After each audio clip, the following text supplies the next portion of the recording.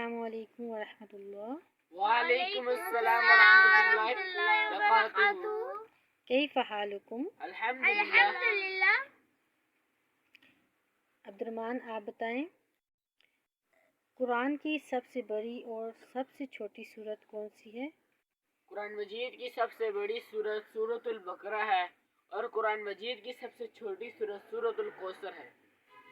عبدالحنان آپ بتائیں، پوری کائنات کا خالق اور مالک اور عبادت کے لائق کون سی ذات ہے؟ اللہ تعالی۔ عبدالسلام آپ بتائیں، کون سی سورت رات کو پڑھ کے سوئیں تو قبر کا عذاب نہیں ہوتا؟